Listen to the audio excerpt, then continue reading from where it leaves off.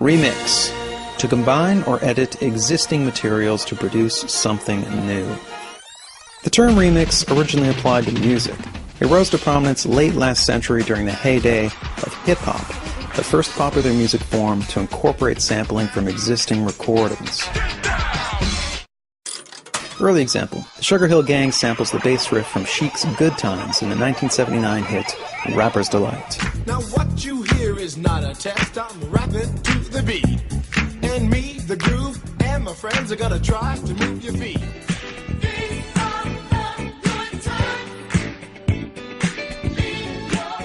Since then, that same bass line has been sampled dozens of times.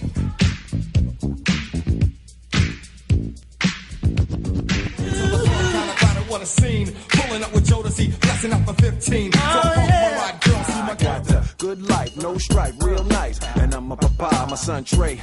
Eu sou velho caderninho de telefone, com o nome e o número de monte de mulher. E ele vai ligar. Skip ahead to the present and anybody can remix anything, music, video, photos, whatever, and distribute it globally pretty much instantly. You don't need expensive tools, you don't need a distributor, you don't even need skills. Remixing is a folk art, anybody can do it. Yet these techniques, collecting material, combining it, transforming it, are the same ones used at any level of creation. You could even say that everything is a remix. To explain, let's start in England in 1968.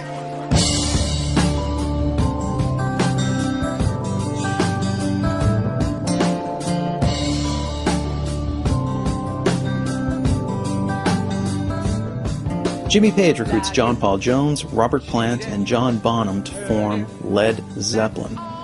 They play extremely loud blues music that will soon be known as, wait. Let's start in Paris in 1961. William Burroughs coins the term heavy metal in the novel The Soft Machine, a book composed using the cut-up technique, taking existing writing and literally chopping it up and rearranging it. So in 1961, William Burroughs not only invents the term heavy metal, the brand of music Zeppelin and a few other groups would pioneer, he also produces an early remix. Back to Zeppelin. By the mid-1970s, Led Zeppelin are the biggest touring rock band in America, yet many critics and peers label them as rip-offs. The case goes like this. The opening and closing sections of Bring It On Home are lifted from a tune by Willie Dixon entitled, not coincidentally, Bring It On Home. I done bought my ticket, I got my load. The Lemon Song lifts numerous lyrics from Howlin' Wolf's Killin' Floor. I should have quit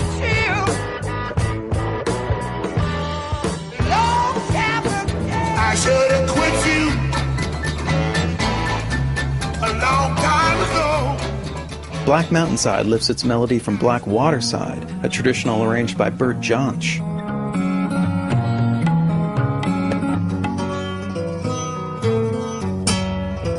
Dazed and Confused features different lyrics but is clearly an uncredited cover of the same titled song by Jake Holmes. Oddly enough, Holmes filed suit over 40 years later in 2010. Been dazed and confused for so long, it's not true. I'm dazed and confused, hanging on by a thread.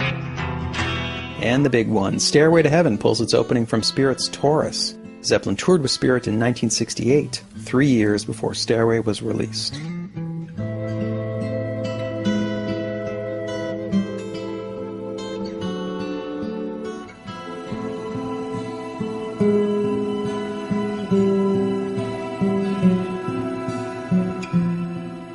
Zeppelin clearly copied a lot of other people's material. But that alone isn't unusual. Only two things distinguish Zeppelin from their peers.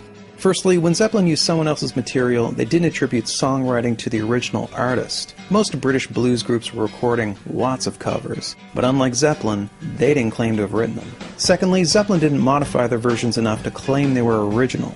Many bands knock off acts that came before them, but they tend to emulate the general sound rather than specific lyrics or melodies. Zeppelin copied without making fundamental changes. So these two things, covers, performances of other people's material, and knockoffs, copies that stay within legal boundaries, these are long-standing examples of legal remixing. This stuff accounts for almost everything the entertainment industry produces. Wait, one last thing. In the wake of their enormous success, Led Zeppelin went from the copier to the copied. First in the 70s with groups like Aerosmith and Heart and Boston, then during the 80s heavy metal craze, and on into the era of sampling. Here's the beats from When the Levee Breaks, getting sampled and remixed.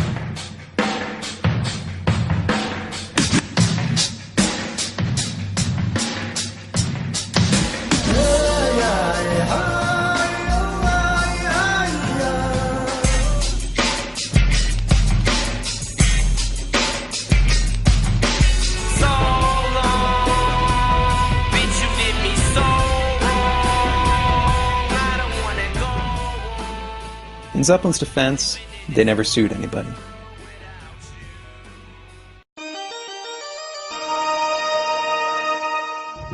Perhaps it's because movies are so massively expensive to make. Perhaps it's because graphic novels, TV shows, video games, books, and the like are such rich sources of material. Or perhaps it's because audiences just prefer the familiar. Whatever the reason, most box office hits rely heavily on existing material.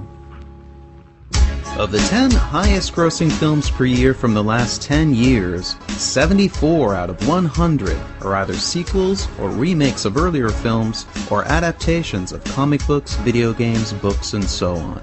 Transforming the old into the new is Hollywood's greatest talent.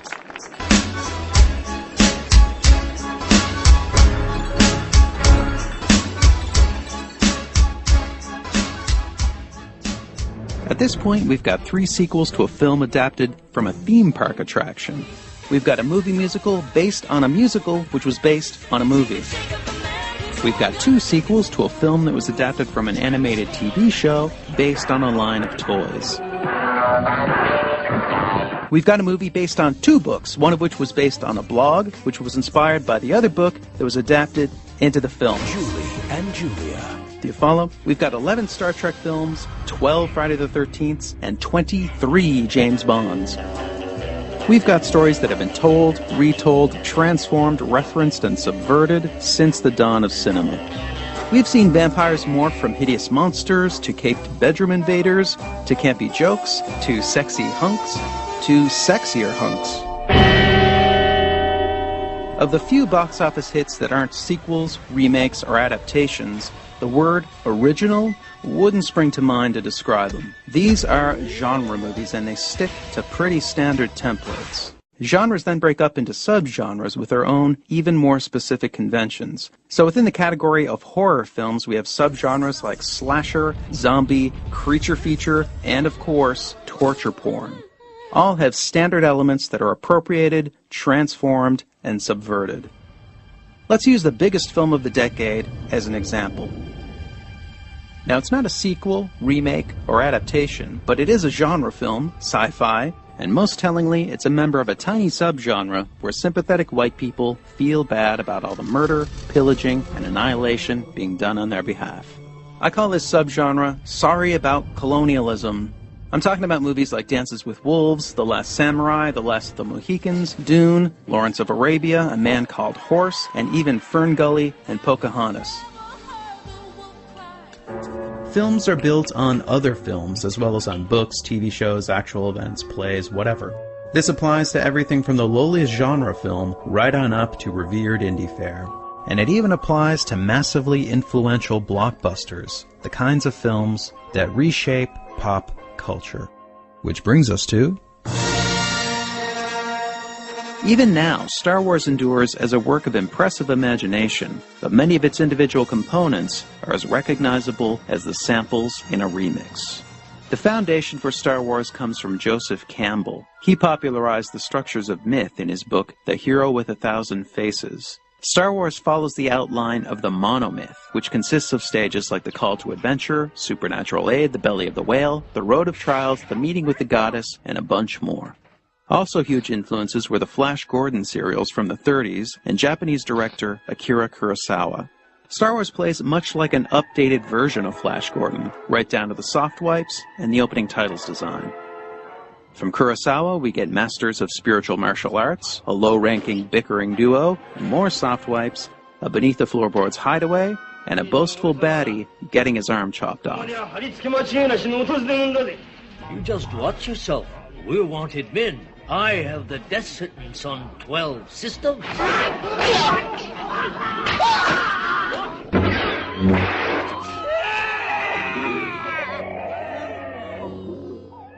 War films and westerns were also huge sources for Star Wars. The scene where Luke discovers his slaughtered family resembles this scene from The Searchers.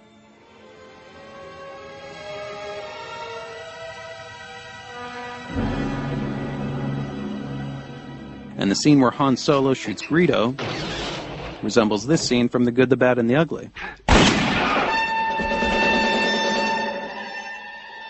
The climactic airstrikes in the Dam Busters, 633 Squadron, and the bridges at Toko Ri play very similarly to the run on the Death Star. And in many cases, existing shots were even used as templates for Star Wars special effects.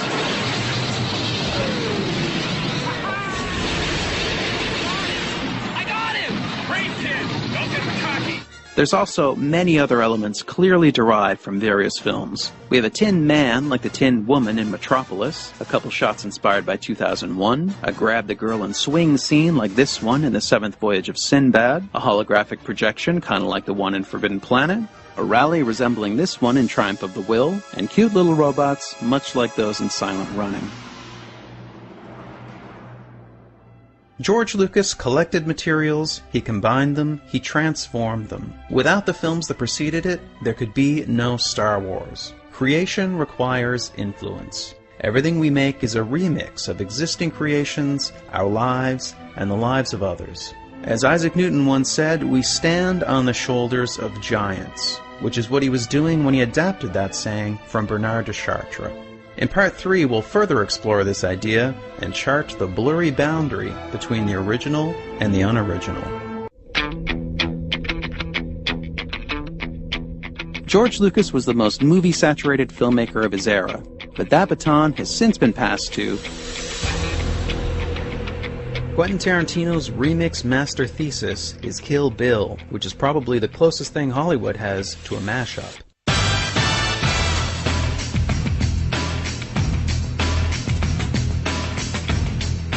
Packed with elements pulled from countless films, Kill Bill raises filmic sampling to new heights of sophistication. The killer nurse scene in particular is almost entirely a recombination of elements from existing films. The basic action is the same as this scene from Black Sunday, where a woman disguised as a nurse attempts to murder a patient with a syringe of red fluid. Daryl Hannah's eye patch is a nod to the lead character in They Call Her One Eye, and the tune she's whistling is taken from the 1968 thriller Twisted Nerve. Hold tight.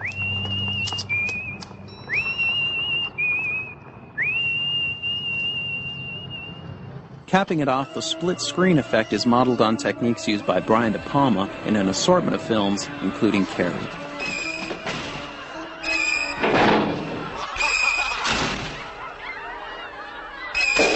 The act of creation is surrounded by a fog of myths. Myths that creativity comes via inspiration, that original creations break the mold, that they're the products of geniuses, and appear as quickly as electricity can heat a filament.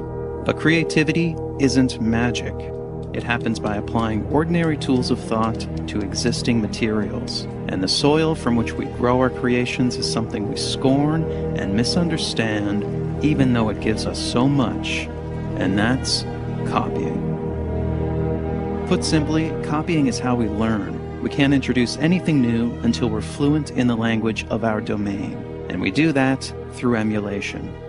For instance, all artists spend their formative years producing derivative work. Bob Dylan's first album contained 11 cover songs. Richard Pryor began his stand-up career doing a not very good imitation of Bill Cosby. And Hunter S. Thompson retyped The Great Gatsby just to get the feel of writing a great novel.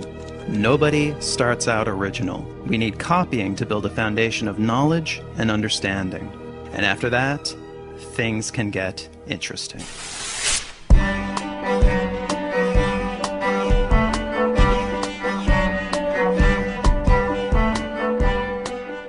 After After we've grounded ourselves in the fundamentals through copying, it's then possible to create something new through transformation, taking an idea and creating variations. This is time-consuming tinkering, but it can eventually produce a breakthrough. James Watt created a major improvement to the steam engine because he was assigned to repair a Thomas Newcomen steam engine. He then spent 12 years developing his version.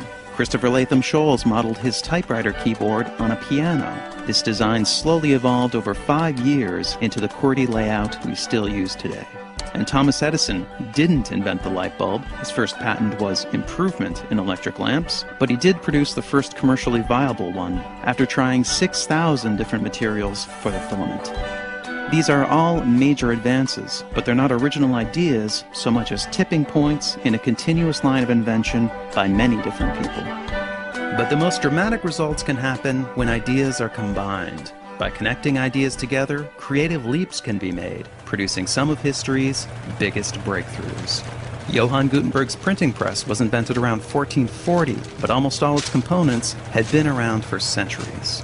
Henry Ford and the Ford Motor Company didn't invent the assembly line, interchangeable parts, or even the automobile itself, but they combined all these elements in 1908 to produce the first mass-market car, the Model T. And the internet slowly grew over several decades as networks and protocols merged. It finally hit critical mass in 1991 when Tim Berners-Lee added the World Wide Web. These are the basic elements of creativity: copy, transform, and combine. And the perfect illustration of all these at work is the story of the devices we're using right now. So let's travel back to the dawn of the personal computer revolution and look at the company that started it all. Xerox. Xerox invented the modern personal computer in the early 70s. The Alto was a mouse-driven system with a graphical user interface. Bear in mind that a popular personal computer of this era was operated with switches, and if you flipped them in the right order, you got to see blinking lights. The Alto was way ahead of its time. Eventually, Apple got a load of the Alto and later released not one, but 2 computers with graphical interfaces, the Lisa and its more successful follow-up, the Macintosh. The Alto was never a commercial product, but Xerox did release a system based on it in 1981, the Star 8010. 2 years before the Lisa, 3 years before the Mac. It was the Star and the Alto that served as the foundation for the Macintosh. The Xerox Star used a desktop metaphor with icons for documents and folders. It had a pointer, scroll bars, and pop-up menus.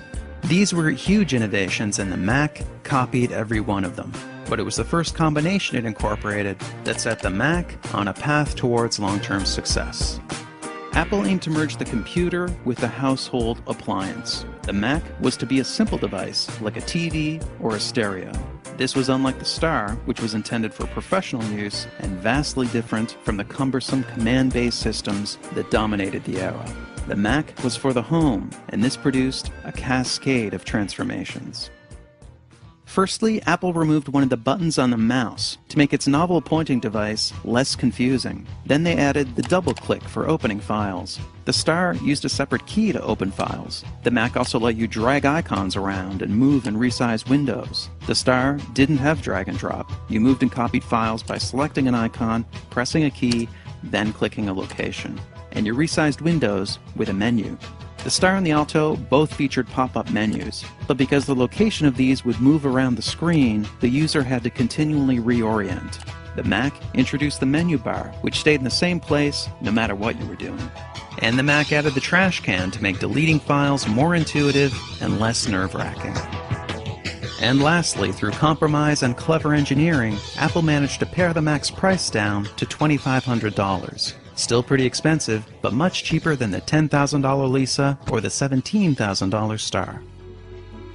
But what started it all was the graphical interface merged with the idea of the computer as household appliance. The Mac is a demonstration of the explosive potential of combinations.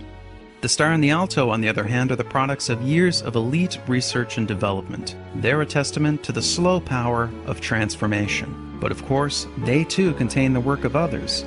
The Alto and the Star are evolutionary branches that lead back to the NLS system, which introduced Windows and the mouse, to Sketchpad, the first interactive drawing application, and even back to the Memex, a concept resembling the modern PC, decades before it was possible.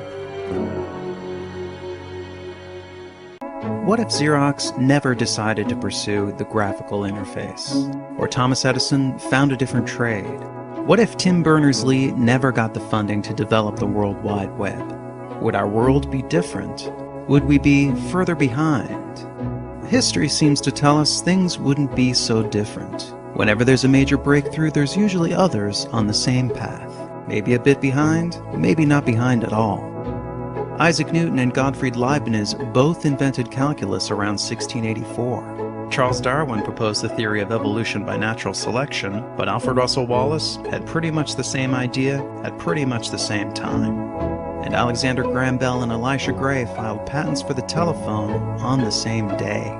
We call this multiple discovery, the same innovation emerging from different places. Science and invention is riddled with it, but it can also happen in the arts. In film, for instance, we had 3 Coco Chanel movies released within 9 months of each other. Around 1999, we had a quartet of sci-fi movies about artificial reality. Even Charlie Kaufman's unusually original film, Synecdoche, New York, bears an uncanny resemblance to Tom McCarthy's novel, Remainder. Both are the stories of men who suddenly become wealthy and start recreating moments of their lives, even going so far as to recreate the recreations. And actually, the video you're watching, was written just before The New Yorker published a Malcolm Gladwell story about Apple, Xerox, and the nature of innovation. We're all building with the same materials. Sometimes by coincidence we get similar results, but sometimes innovations just seem inevitable.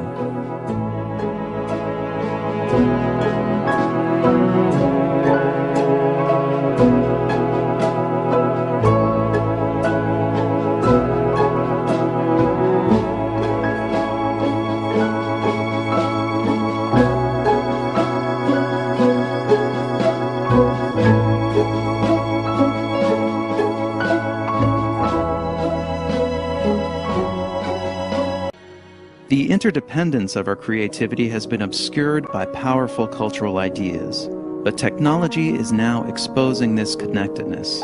We're struggling legally, ethically, and artistically to deal with these implications, and that's our final episode, Part 4.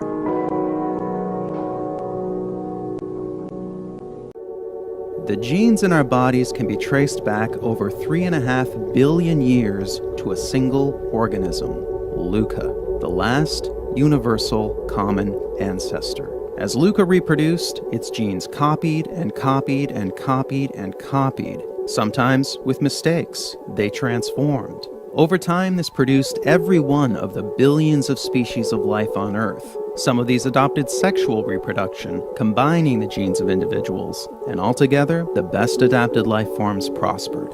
This is evolution. Copy, transform, and combine.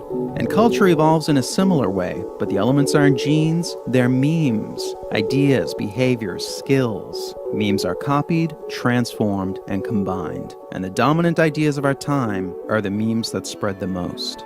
This is social evolution. Copy, transform, and combine. It's who we are, it's how we live, and of course, it's how we create. Our new ideas evolve from the old ones.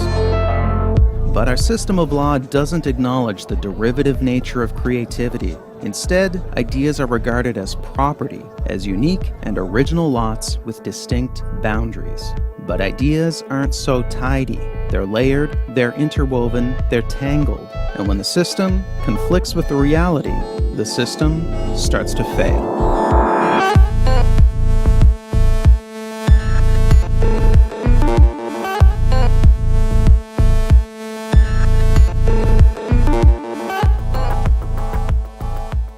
For almost our entire history, ideas were free. The works of Shakespeare, Gutenberg, and Rembrandt could be openly copied and built upon. But the growing dominance of the market economy, where the products of our intellectual labors are bought and sold, produced an unfortunate side effect. Let's say a guy invents a better light bulb. His price needs to cover not just the manufacturing cost, but also the cost of inventing the thing in the first place. Now let's say a competitor starts manufacturing a competing copy. The competitor doesn't need to cover those development costs, so his version can be cheaper. The bottom line, original creations can't compete with the price of copies. In the United States, the introduction of copyrights and patents was intended to address this imbalance. Copyrights covered media, patents covered inventions. Both aim to encourage the creation and proliferation of new ideas by providing a brief and limited period of exclusivity, a period where no one else could copy your work. This gave creators a window in which to cover their investment and earn a profit. After that, their work entered the public domain, where it could spread far and wide and be freely built upon. And it was this that was the goal, a robust public domain, an affordable body of ideas, products, arts, and entertainment available to all. The core belief was in the common good, what would benefit everyone. But over time, the influence of the market transformed this principle beyond recognition. Influential thinkers proposed that ideas are a form of property, and this conviction would eventually yield a new term, intellectual property. This was a meme that would multiply wildly, thanks in part to a quirk of human psychology known as loss aversion. Simply put, we hate losing what we've got. People tend to place a much higher value on losses than on gains, so the gains we get from copying the work of others don't make a big impression. But when it's our ideas being copied, we perceive this as a loss and we get territorial. For instance, Disney made extensive use of the public domain. Stories like Snow White, Pinocchio, and Alice in Wonderland were all taken from the public domain. But when it came time for the copyright of Disney's early films to expire, they lobbied to have the term of copyright extended. Artist Shepard Fairey has frequently used existing art in his work. This practice came to a head when he was sued by the Associated Press for basing his famous Obama Hope poster on their photo. Nonetheless, when it was his imagery used in a piece by Baxter Orr, Fairey threatened to sue. And lastly, Steve Jobs was sometimes boastful about Apple's history of copying. We have, always been shameless about stealing great ideas. But he harbored deep grudges against those who dared to copy Apple. I'm going to destroy Android because it's a stolen product. I'm willing to go thermonuclear war on this. When we copy, we justify it. When others copy, we vilify it. Most of us have no problem with copying, as long as we're the ones doing it.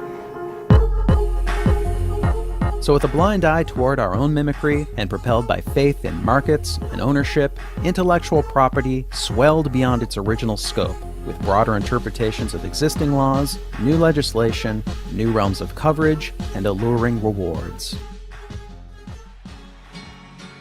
In 1981, George Harrison lost a $1.5 million case for subconsciously copying the doo-wop hit He's So Fine in his ballad, My Sweet Lord. I really want to know you. Really want to go with you. I don't know how I'm gonna do it, but I'm gonna make it mine. Be the envy of Prior to this, plenty of songs sounded much more like other songs without ending up in court. Ray Charles created the prototype for soul music when he based I Got a Woman on the gospel song It Must Be Jesus. There's a man be Jesus, going around be Jesus, taking names be Jesus, oh Lord. Say I got a woman way over town, good to me. Oh yeah, she give me money. Starting in the late 90s, a series of new copyright laws and regulations began to be introduced, and many more are in the works. The most ambitious in scope are trade agreements. Because these are treaties and not laws, they can be negotiated in secret, with no public input and no congressional approval. In 2011, ACTA was signed by President Obama, and the Trans-Pacific Partnership Agreement, currently being written in secret, aims to spread even stronger U.S.-style protections around the world. Of course, when the United States itself was a developing economy, it refused to sign treaties and had no protection for foreign creators. Charles Dickens famously complained about America's bustling book piracy market, calling it a horrible thing that scoundrel booksellers should grow rich. Patent coverage made the leap from physical inventions to virtual ones, most notably software. But this is not a natural transition. A patent is a blueprint for how to make an invention. Software patents are more like a loose description of what something would be like if it actually was invented. And software patents are written in the broadest possible language to get the broadest possible protection. The vagueness of these terms can sometimes reach absurd levels. For example, information manufacturing machine, which covers anything computer-like, or material object, which covers pretty much anything. The fuzziness of software patents boundaries has turned the smartphone industry into one giant turf war. 62% of all patent lawsuits are now over software. The estimated wealth lost is $500 billion. The expanding reach of intellectual property has introduced more and more possibilities for opportunistic litigation, suing to make a buck.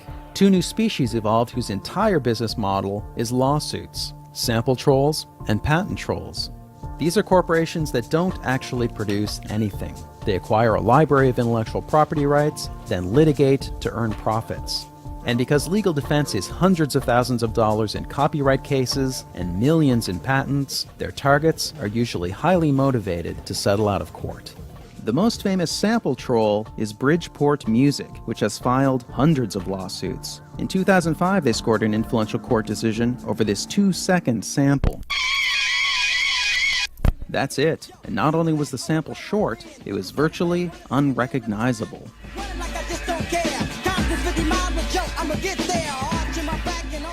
This verdict essentially rendered any kind of sampling, no matter how small, infringing. The sample-heavy musical collages of hip-hop's golden age are now impossibly expensive to create.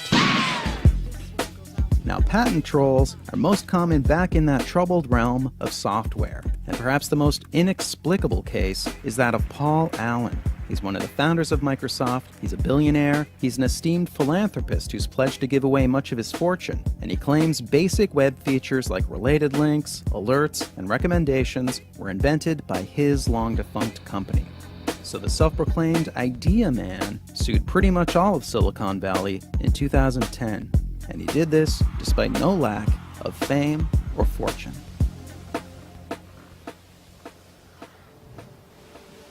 So to recap, the full picture looks like this. We believe that ideas are property, and we're excessively territorial when we feel that property belongs to us. Our laws then indulge this bias with ever-broadening protections and massive rewards. Meanwhile, huge legal fees encourage defendants to pay up and settle out of court. It's a discouraging scenario, and it begs the question, what now?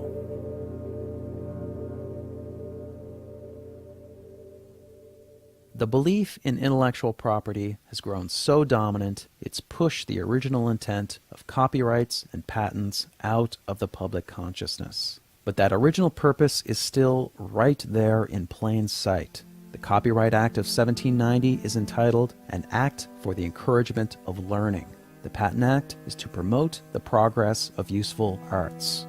The exclusive rights these acts introduced were a compromise for a greater purpose. The intent was to better the lives of everyone by incentivizing creativity and producing a rich public domain, a shared pool of knowledge open to all. But exclusive rights themselves came to be considered the point, so they were strengthened and expanded. And the result hasn't been more progress or more learning, it's been more squabbling and more abuse. We live in an age with daunting problems. We need the best ideas possible, we need them now, we need them to spread fast. The common good is a meme that was overwhelmed by intellectual property. It needs to spread again. If the meme prospers, our laws, our norms, our society, they all transform. That's social evolution, and it's not up to governments, or corporations, or lawyers. It's up to us.